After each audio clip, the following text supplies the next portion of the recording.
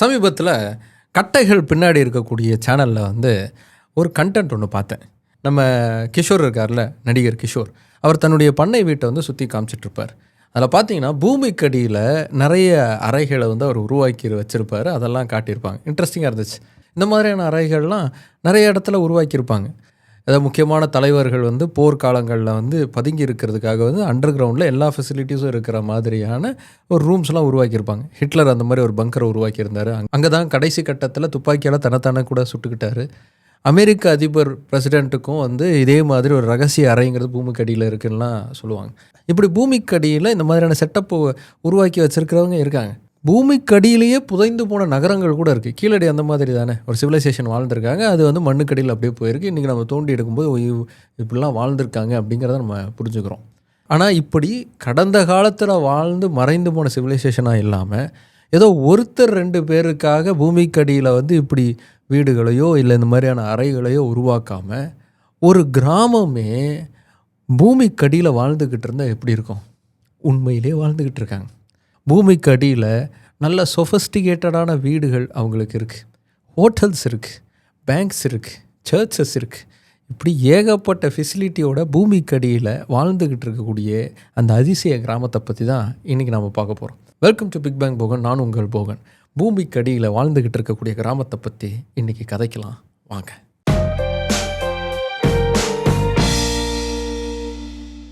இந்த வீடியோவை பாருங்கள்.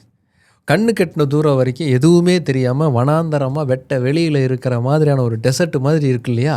பார்க்குறதுக்கு தான் இது இப்படி இருக்கும். ஆனால் இந்த பகுதிக்கு அப்படியே பூமிக்கு அடியில் போனோன்னா அங்கே சொஃபஸ்டிகேட்டடான ஒரு உலகமே இருக்குது. இதுதான் நான் சொன்ன கிராமம். கூபர் பீடி அப்படிங்கிறது தான் இந்த கிராமத்துடைய பெயர். ஆஸ்திரேலியாவில் இந்த டவுன் இருக்குது. அடிலைட்லேருந்து ஒரு 846 கிலோமீட்டர் தூரம் பயணித்து போனால் இந்த பகுதிக்கு நம்மளால் போய் சேர முடியும். இங்கே தங்கிறதுக்கு ஹோட்டல்ஸ் இருக்குது. 5 ஸ்டார் ரேஞ்சுக்கு இருக்கிற மாதிரியான ஹோட்டல்ஸ்லாம் இருக்குது. சொஃபஸ்டிகேட்டடான பெட்ரூம், லிவிங் ரூம், டிவி, சூப்பரான பாத்ரூம்னு இப்படி ஏகப்பட்ட ஃபெசிலிட்டிஸ்லாம் இருக்கிற மாதிரியான செட்டப் அங்கே இதெல்லாம் இருக்குது. எல்லாம் பூமிக்கடியில் இருக்குது. இங்கே ஒரு சர்ச்சு கூட இருக்குது. அதுவும் பூமிக்கடியில் தான் இருக்குது. சண்டே ஆனால் அந்த பூமிக்கடியில் இருக்கிற அந்த சர்ச்சுக்கு போய் ப்ரேயர் பண்ணுறது இங்கே இருக்கக்கூடிய மக்களுடைய வழக்கம். காசு கொடுத்து போயா குழிக்குள்ள வா தரேன். குழிக்குள்ள நான் எதுக்கு வரணும்? அங்கதான் வச்சிருக்க முடியா? என்னது அங்க? சுமாராக 2500 மக்கள் கூபர் பீடியில் வந்து வாழ்ந்துக்கிட்டு இருக்காங்க. இங்கே இருக்கக்கூடிய மக்களுக்குன்னே தனி பவர் சப்ளை அப்படிங்கிறது இருக்குது. அது பத்தாதுன்னு சொந்தமாக நாமளே கரண்ட்டை உற்பத்தி பண்ணிக்கலாம் அப்படின்னு சொல்லி தனியாக ஒரு சோலார் பேஸ்டு பவர் சிஸ்டத்தையும் இந்த கிராம மக்கள் வந்து செட்டப் பண்ணியிருக்காங்க. அது மூலமாகவும் இவங்களுக்கு பவர் அப்படிங்கிறது கிடைக்கிது. எந்த அளவுக்குனா, ஒரு வாட்டி ஆஸ்திரேலியாவில் இருக்கக்கூடிய முக்கியமான நகரங்களில் பவர் சப்ளைங்கிறது கட் ஆஃப் ஆயிடுச்சு. நிறைய பேர் கஷ்டப்பட்டுருக்காங்க. ஆனால் கூபர் பீடியில் மட்டும் எந்த பிரச்சனையும் வரல. முக்கியமான நகரங்களுக்கே பவர் கட் ஆனாலும் கூபர் பீடிக்கு எதுவுமே நடக்காது. எங்கள் கேமராமேன் ஒரு டவுட் கேட்டார். அண்டர் கிரவுண்டில் இருக்காங்களே, மழை பெஞ்சா தண்ணி உள்ளே போயிடாது அப்படின்னு கேட்டார். வாய்ப்பு இல்லை. ஏன்னா அங்கே மழையே பெய்யறதில்லை. இப்படி மழை பெய்யாமல் இருக்கிறது தான் கூபர் பீடியில் மக்கள் இப்படி பூமிக்கடியில் வாழ்கிறதுக்கே ஒரு காரணம்.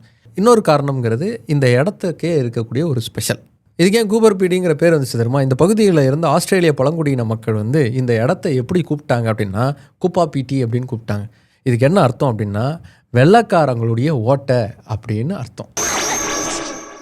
ஏன் அப்படி ஒரு பேரில் அழைச்சாங்கன்னா, வெள்ளையாக இருந்த ஐரோப்பியர்கள் இந்த பகுதிக்கு வந்து நிறைய சுரங்கத்தை தோண்டிக்கிட்டு இருந்தாங்க.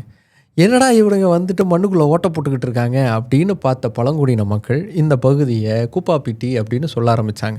இந்த கூப்பாப்பிட்டிங்கிற பேர் ஐரோப்பியர்களுக்கும் பிடிச்சி போகவும் பேசாமல் அதே வச்சுருவோன்னு கூபர் பீடி அப்படின்னு அவங்க வாயில் வந்த ப்ரொனன்சியேஷனோட இந்த ஊருக்கு அந்த பேருங்கிறத வச்சாங்க. இப்படி சுரங்கம் தோண்டினாங்களே, அப்படி சுரங்கம் தோண்ட போய் தான் இப்படி பூமிக்கடியில் இப்படி வீடுகளை உருவாக்கிக்கிறதுக்கும் ஒரு காரணம். இந்த 2 காரணங்களும் என்னென்னு டீட்டெயிலாக தெரிஞ்சுக்கிறதுக்கு முன்னாடி நம்ம ஒரு விஷயத்தை தெரிஞ்சுக்கணும். அதுதான் ஓப்பால். ஓப்பால் அப்படிங்கிறது இந்த டைமண்ட் மாதிரி விலை மதிப்புள்ள ஒரு கல். இந்த கல்லை பயன்படுத்தி நிறைய ஜுவல்லரிஸ் அப்படிங்கிறத செய்வாங்க. இந்த கல்லில் வந்து 2 வகை இருக்கும். ஒன்று ஃப்ளாட்டான கலரில் இருக்கிறது, இன்னொன்று கலரை வந்து ரிஃப்ளெக்ட் பண்ணுறது. நம்ம இந்த பபுள் சுட்டோன்னா அது உள்ள பல கலர்ஸ் தெரிகிற மாதிரி இருக்கும்ல, அதே மாதிரி இந்த கல்லுலையும் லைட்டு படப்பட அதில் பல கலர்ஸ் அப்படிங்கிறது தெரியும். இதை ஜுவல்லரியாக எடுத்து பயன்படுத்துறதுங்கிறது ஐரோப்பியர்களுக்கு வழக்கமாக இருந்திருக்கு. மெடிவல் பீரியட்லேருந்து இந்த பழக்கத்தில் இருந்திருக்காங்க. மெடிவல் பீரியட் காலகட்டத்திலேருந்து 20ஆம் நூற்றாண்டு வரைக்கும் இந்த கல்லுங்கிறது ஸ்லோவாக்கியாவில் இருக்கக்கூடிய ஒரு பகுதியில் இருந்து தான் ஐரோப்பா முழுக்கவுமே கிடச்சிருக்கு. அதனால் அது ரொம்ப ரொம்ப ப்ரெஷியஸான ஒரு மெட்டலாக இருந்திருக்கு. டைமண்டுக்கு ஈக்குவலாக இதை வந்து வேல்யூ பண்ணியிருக்காங்க ஐரோப்பியர்கள். அதுக்கப்புறம் 1915 ஆஸ்திரேலியாவில் அதிகமான அளவுக்கு இந்த ஓப்பால் இருக்குது அப்படிங்கிறத ஐரோப்பியர்கள் கண்டுபிடிக்கிறாங்க. அப்படி அவங்க கண்டுபிடிச்ச இடம் தான் இந்த கூபர் பீடி. இங்கே இந்த ஓப்பால் இருக்குது அப்படின்னு தெரிஞ்ச உடனே படையெடுத்துட்டு ஓடி வந்து இங்கே சுரங்கம் தோண்ட ஆரம்பித்தாங்க ஐரோப்பியர்கள்.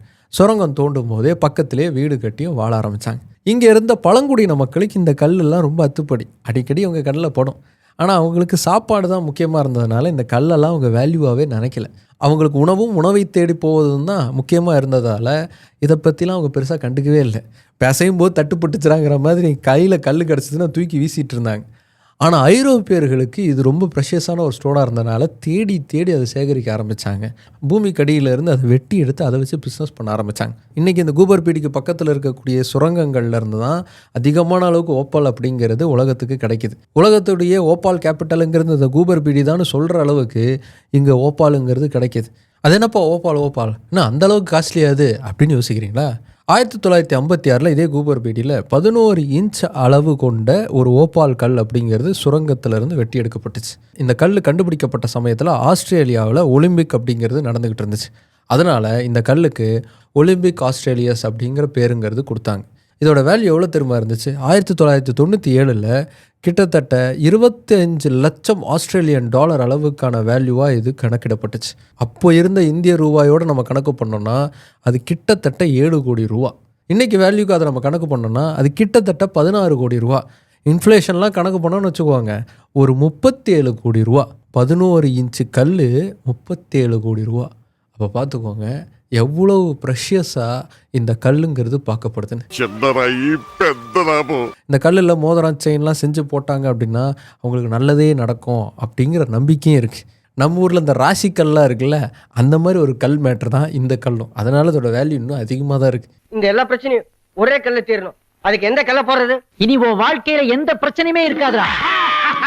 இப்படி பூமிக்கடியில் கல்லை வச்சு நல்லா கல்லா கட்டுற மேட்ரு இருக்கிறதுனால தான் கூபர் பீடிக்கு ஆரம்பத்தில் அதிகமான அளவுக்கு ஐரோப்பியர்கள் வந்து குடிபெயர ஆரம்பித்தாங்க. சுரங்க தொழிலில் ஈடுபடுறது, அதிலேருந்து லாபம் பார்க்கறதுங்கிற மாதிரி இருந்தாங்க. ஆனால் அவங்களுக்கு ஒரு பிரச்சனைங்கிறது இருந்துச்சு.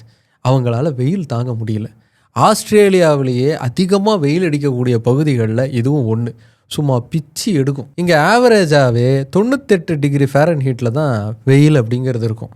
அதுவும் வெயில் உச்சத்துக்கு போகிற சமயத்தில் அசால்ட்டாக 118 டிகிரி ஃபேரன்ஹீட்டை தாண்டி போய்கிட்டே இருக்கும்.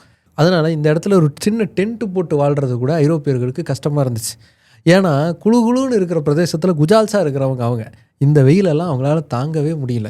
இப்படி கஷ்டப்பட்டு இருந்த சமயத்தில் தான் இங்கே சுரங்கம் தோண்டிக்கிட்டு இருந்த ஐரோப்பியர்கள் ஒரு விஷயத்தை கண்டுபிடிக்கிறாங்க. இந்த நில அமைப்புங்கிறது வித்தியாசமாக இருந்தது. சுரங்கத்தை தோண்டி எடுத்ததுக்கப்புறமா மண்ணுங்கிறது சரியில்லை. ஏதோ ஒரு பாறையை குடஞ்ச மாதிரி தான் இந்த நில அமைப்புங்கிறது இருந்துச்சு. ஸ்ட்ராங்காக ஸ்டர்டியாக இருந்துச்சு. எந்த ஷேப்பில் குடையிறாங்களோ அதே ஷேப்புக்கு அப்படியே நிலச்சிருக்கிற மாதிரி இருந்துச்சு. வெளியில் அடிக்கிற ஹீட்டுங்கிறது உள்ளே இறங்காமல் இருந்துச்சு. வெளியில் 110 டிகிரிக்கு மேலே வெயில் போகிற சமயத்தில் கூட உள்ளே பார்த்திங்கன்னா 70 டிகிரியிலேருந்து 77 டிகிரி ஃபேரன்ஹீட் மட்டும்தான் இருந்துச்சு. அதனால் அவங்களால ஹீட்டை தாங்க முடிஞ்சது. அது மட்டும் இல்லாமல் இன்னும் நைட் ஆனால் உள்ளே இருக்கக்கூடிய சுரங்கங்கிறது நல்லா குளுமையாகவும் இருந்துச்சு. பேசாமல் ஏன் இங்கேயே பொட்டி படுக்கையெல்லாம் போட்டு படுத்துடக்கூடாதுன்னு முடிவு பண்ணாங்க அந்த சுரங்க தொழிலாளர்கள். அங்கேருந்து தொடங்குச்சு இந்த பூமிக்கடியிலேயே வீடு கட்டி வாழ்கிற பழக்கம். சரி, முதல்ல இப்படி ஒரு ஐடியா யாருக்கு வந்துச்சு? 1915 ஜிம் ஓநெயில், நிக் ஓநெயில்னு 2 சகோதரர்கள் அவங்களோட ஃப்ரெண்டோட சேர்ந்து சுரங்கம் தோண்ட ஆரம்பித்தாங்க.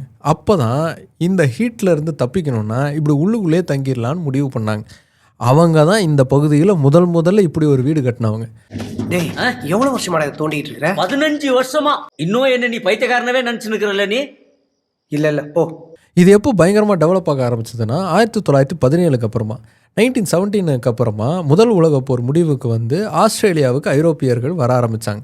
அப்படி வந்தவங்களில் அதிகமான பேர் போரில் பங்கேற்ற சோல்ஜர்ஸாக இருந்தாங்க. ஓப்பால் இண்டஸ்ட்ரி பயங்கரமாக டெவலப் ஆகிட்டுருக்கு. ஆஸ்திரேலியாவில் சுரங்கம் தோண்டிகிட்டு இருக்காங்க. அங்கே போய் நம்ம இதில் வேலையை செஞ்சோன்னா நல்லா காசு பார்க்கலான்னு இங்கே தேடி வராங்க. அப்படி வர ஆரம்பித்தப்போ அவங்களுக்கு இந்த வெயிலுங்கிறது தாங்கலை. இவங்க ஏற்கனவே உலகப் போரில் குண்டுகள்லேருந்து தப்பிக்கிறதுக்கு அண்டர் கிரவுண்டில் வாழ்ந்து பழகினவங்க. ஓநெயில் சகோதரர்கள் மாதிரி பேசாமல் நம்மளும் அண்டர் கிரவுண்டில் வீட்டை கட்டிடுவோம், நமக்கு தான் அது பழக்கமாச்சே அப்படின்னு அவங்களும் அண்டர் கிரவுண்டில் வீடு தோண்ட ஆரம்பித்தாங்க. அதுதான் அப்படியே பழக்கமாகவே மாறிடுச்சு. இன்றைக்கும் இந்த பகுதியில் வீடு கட்டுறவங்க நிலத்துக்கு மேலே வீடு கட்டுறதில்ல, நிலத்துக்கு அடியில் தான் வீடு கட்டுறது. இதில் இவங்களுக்கு இன்னொரு வசதி இருக்குது. வீடை டெவலப் பண்ணணுன்னா பெருசாக கஷ்டம்லாம் பட வேணாம். அப்படியே இன்னொரு ரூமை சுரண்டி விட்டால் போதும். இதில் இவங்க பெட்டு, ஷூ ரேக்கு, ஷெல்ஃபு இதெல்லாம் கூட இந்த சுரங்கத்துக்குள்ளே இருக்கிற அந்த பாறை மாதிரியான செட்டப் இருக்குல்ல, அதிலேயே டிசைன் பண்ணிடுறாங்க. அதனால் இவங்களுக்கு இன்னும் ஃபர்னிச்சர் செலவெல்லாம் மிச்சமாகுது. பல சமயங்களில் இப்படி மண்ணை தோண்டிக்கிட்டே போகும்போது பக்கத்து வீட்டுக்குள்ளே போயிடுவாங்களாம். சாரி தெரியாமல் வந்துட்டேன் அப்படின்னு மறுபடியும் அதை மூடிட்டு இன்னொரு பக்கம் டைவர்ஷன் எடுத்து போவாங்களாம். டாக்டர் ரூமுக்கு எப்படா போனோம்? டாக்டர் ரூமுக்கு 25 அடி பின்னாடி போனோம்னா செப்டி டேங்க் இருக்கும், அது மேல தான் அவன் இருக்கிறான். Go back. இப்படி பூமிக்கு அடியில் இன்டர்கனெக்டடாக இந்த டவுனில் இருக்கிற மக்கள் வாழ்ந்துக்கிட்டு இருக்காங்க. இன்றைக்கி ஓப்பால் கல் இண்டஸ்ட்ரி மட்டும் இல்லாமல் டூரிசமும் இந்த ஊருக்கு பெரிய அளவுக்கு வருமானத்தை ஈட்டி தருது. முன்னாடி மெயின் ஆஸ்திரேலியாவிலேருந்து இந்த இடத்துக்கு போகிறதுங்கிறது கொஞ்சம் கஷ்டமாக இருந்திருக்கு. ஆனால் இப்போ கனெக்டிவிட்டி ஈஸியானதுனால நிறைய பேர் இங்கே வந்து படையெடுத்துட்டு வர ஆரம்பிக்கிறாங்க. இந்த மாதிரியான வீடுகள்லாம் பார்க்கணும் அப்படின்னு வர்றாங்க. அவங்களும் இந்த லைஃப் ஸ்டைல் எக்ஸ்பீரியன்ஸ் பண்ணுற மாதிரி இங்கே ஹோட்டல்ஸ்லாம் உருவாயிடுச்சு. அண்டர் கிரவுண்டில் இதே மாதிரியான ரூம்ஸ்லாம் கட்டி ஆக்டிவிட்டீஸ்லாம் உருவாக்கி அது மூலமாக நல்ல வருமானம் அப்படிங்கிறது இந்த டவுனுக்கு கிடச்சிக்கிட்டு இருக்குது. இது வறண்ட ஒரு பாலைவனமாக இருக்குது அப்படிங்கிறதுனால இந்த பகுதிக்கு தேவையான நீருங்கிறது ஆஸ்திரேலியாவில் இருக்கக்கூடிய இன்னொரு இடத்துல இருந்து கவர்மெண்ட் மூலமாக பைப்பில் கொண்டு வந்து சேர்க்கப்படுது. இந்த பைப் போட்டதோட மெயின்டெனன்ஸ்லாம் அதிகமாக செலவு பிடிக்கக்கூடிய ஒன்றா கவர்மெண்ட்டுக்கு இருக்குது. அதனால் கூபர் பீடியில் வாட்டர் சார்ஜுங்கிறது அதிகமாக இருக்குது. அது என்ன வாட்டர் சார்ஜ்? இப்போ பல இடங்களில் தமிழ்நாட்டில் கூட வர ஆரம்பிச்சிருச்சு. நம்ம எந்த அளவுக்கு தண்ணியை பயன்படுத்துகிறோமோ அந்த அளவுக்கு நம்ம காசுங்கிறத கட்டணும். கரண்ட்டை பயன்படுத்துறதுக்கு காசு கட்டுறோம்ல, அதே மாதிரி வாட்டர் பயன்படுத்துறதுக்கு காசு கட்டுறோம். இதே மாதிரியான சிஸ்டம்ங்கிறது ஆஸ்திரேலியாவில் இருக்குது. கூபர் பீடி அதில் அதிகமாக காசு கட்டிக்கிட்டு இருக்கு. பூமிக்கு அடியில் இருந்து அவங்களுக்கு கிடைக்கக்கூடிய அந்த ஓப்பால் கல்லில் இருந்து அவங்களுக்கு கிடைக்கிற லாபத்தில் பாதி அளவுக்கு இவங்க குடிக்கிறது தண்ணிக்காக மட்டுமே கூபர் பீடி மக்கள் அதிகமாக செலவு பண்ணுறாங்க. ஒரு கிலோமீட்டருக்கு கிட்டத்தட்ட 5 ஆஸ்திரேலியன் டாலர் அளவுக்கு அவங்க காசு கட்டணும். எத்தனை கிலோமீட்டருக்கு அந்த பைப் நகருதோ அத்தனை கிலோமீட்டருக்கு சேர்த்து அந்த இருக்கக்கூடிய மக்கள் வந்து காசு கட்டணும். அதே மாதிரி ட்ரைனேஜ் சிஸ்டமும் இங்கே வித்தியாசமான ஒன்றா இருக்கும். இங்கே எப்போவுமே தண்ணீர் அதிகமாக பயன்படுத்தக்கூடிய அறைகள் இருக்குல்ல, கிச்சனு, பாத்ரூம், இந்த மாதிரிலாம் பூமிக்கு மேல் பரப்பில், அதாவது என்ட்ரன்ஸ் கிட்டேயே வந்து வச்சுருப்பாங்க. பெட்ரூம், லிவிங் ரூம் மாதிரி தண்ணீரை பயன்படுத்தாத அறைகள்லாம் உள்ளுக்குள்ளே இன்டெப்த்தாக போகிற மாதிரி வச்சுருப்பாங்க. வெட் ரூம்ஸ்லாம் முன்னாடி, ட்ரை ரூம்ஸ்லாம் பின்னாடி அப்படிங்கிறத ஒரு தம் ரூலாகவே இவங்க ஃபாலோ பண்ணுறாங்க. இந்த கிச்சன் பாத்ரூம்லேருந்து வரக்கூடிய தண்ணிங்கிறது ஈஸியாக சர்ஃபேஸுக்கு வந்து சேர்ற மாதிரியான ஒரு செட்டப் வச்சிடுறாங்க. அதனால் அப்படி கலெக்ட் ஆகிற அந்த வேஸ்ட் வாட்டருங்கிறது மறுபடியும் பைப் கனெக்ஷன் மூலமாக சீவேஜ் சிஸ்டத்துக்கு போய் சேருது. இப்படி ஒரு டிசைனில் தான் இவங்க வீடு அப்படிங்கிறதே கட்டுறாங்க, தோன்றாங்க. தலைமுறை இங்கே வாழ்ந்துக்கிட்டு இருக்கிற மக்களையும் தாண்டி இன்றைக்கி புதுசாக அங்கே மக்கள் வந்து குடியேற ஆரம்பிச்சிருக்காங்க. குறிப்பாக நடுவில் தொய்வடைஞ்சிருந்த இந்த ஓப்பால் மைனிங் இண்டஸ்ட்ரிங்கிறது இப்போ மறுபடியும் டெவலப் ஆக ஆரம்பிச்சிருக்கு. அப்படிங்கிறதுனால இந்த இடத்துக்கு வந்து தங்குறதுக்கு, இங்கேயே வாழ்கிறதுக்கு மக்கள் வர ஆரம்பிச்சிருக்காங்க. அப்படி வர்றவங்களும் இதே மாதிரியான ஒரு செட்டப்பில் தான் வீடு அப்படிங்கிறத உருவாக்கிக்கிறாங்க. என்றைக்காவது ஒரு நாள் பூமிக்கு அடியில் போய் வாழ்ந்தால் எப்படி இருக்கும் அப்படின்னு யோசிக்கிறீங்கன்னா, டிக்கெட்டை போட்டு ஆஸ்திரேலியாவுக்கு போய் இந்த கூபர் பீடியில் ஒரு 2-3 நாள் வாழ்ந்துட்டு வாங்க. கண்டிப்பாக ஒரு நல்ல எக்ஸ்பீரியன்ஸாக இருக்கும். நானும் ஒரு நாள் கண்டிப்பாக போகணுன்னு டிசைட் பண்ணிட்டேன். என்னைக்குன்னு தெரில, ஆனால் நான் கண்டிப்பாக போவேன். சரி, ஓகே பிகாஸ் பூமிக்கு அடியில் இருக்கக்கூடிய அந்த கூபர் பீடி டவுனுங்கிறது உங்களுக்கு புதுசாக இருந்திருக்கும், இன்ட்ரெஸ்டிங்காக இருந்திருக்கும்னு நம்புகிறேன். இது நிறைய பேருக்கு போய் சேரணும், உங்கள் கையில் தான் இருக்குது. மறந்துடாமல் இந்த வீடியோவை ஷேர் பண்ணுங்கள். அதுமாதிரி நிறைய பேர் வீடியோஸ் பார்த்துட்ருக்கீங்க, நான் சப்ஸ்கிரைப் பண்ணாமல் இருக்கீங்க, மறந்துடாமல் சப்ஸ்கிரைப் பண்ணுங்கள். அடுத்து இன்னொரு இன்ட்ரெஸ்டிங்கான கண்டென்ட்டோட உங்களை வந்து பார்க்குறேன். பாய்.